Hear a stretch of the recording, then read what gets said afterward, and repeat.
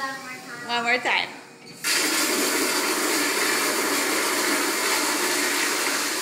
And again. One more time.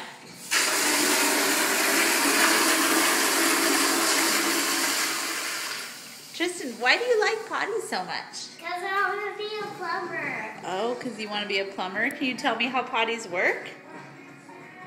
How do they work? What happens when you flush it? Say when it goes all the way down the big pipe. And then where does it go?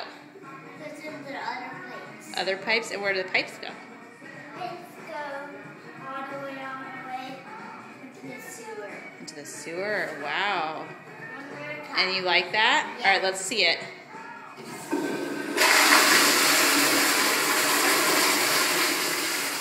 So tell me, buddy, what else do you like about potties so much?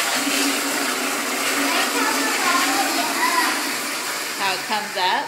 Yeah. And that's all? Yeah. Anything else? Yeah. What?